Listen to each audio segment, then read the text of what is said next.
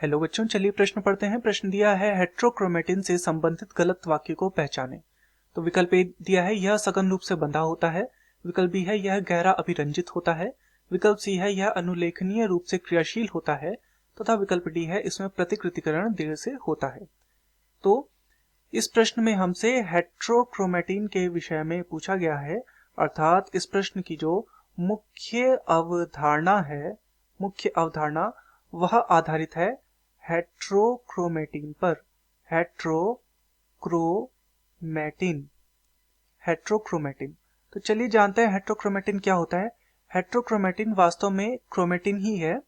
तो क्रोमेटिन का ऐसा रूप जो सघन रूप से बंधा होता है, अर्थात कस के बंधा होता है, सघन रूप से बंधा होता है, उसे कहा जाता है हेट्रोक्रोमेटिन।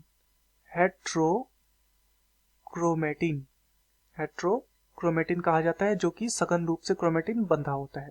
वहीं जो ढीला बंधा होता है उसे कहा जाता है यूक्रोमेटिन। तो सघन रूप से बंधे वाले को हेट्रोक्रोमेटिन तथा ढीले रूप से बंधे वाले को यूक्रोमेटिन।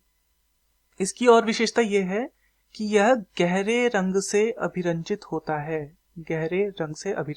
है।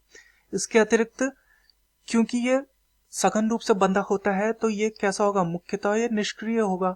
क्योंकि ये सघन रूप से बंधा हुआ है तो इसके लिए क्रिया करना आसान नहीं होगा, तो ये क्या होगा, मुख्यतः निष्क्रिय ही देखने को मिलता है।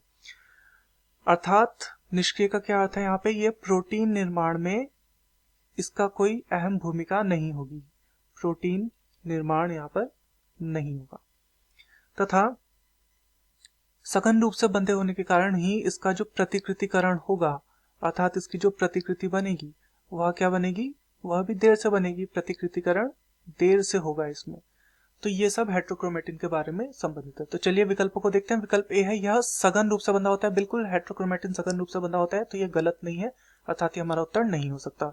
विकल्प बी है यह गहरा अभिरंजित होता है। बिल्कुल ये गहरा अभिरंजित होता है, तो ये भी हमारा उत्तर नहीं हो सकता क्योंकि हमें गलत बताना है। विकल्प सी है यह अनुलेखनीय रूप से क्रियाशील होता है। ये क्रियाशील नहीं होता बल्कि ये मुख्यतः निष्क्रिय देखने को मिलता है, तो ये हमारा सही उत्तर हो जाएगा क्योंकि हमें गलत बताना था। तथा विकल्प डी है इसमें प्रतिकृतिकरण देर से होता है। बिल्कुल इसमें प्रतिकृतिकरण देर से होता है, तो ये भी हमारा उत्तर नहीं हो सकता।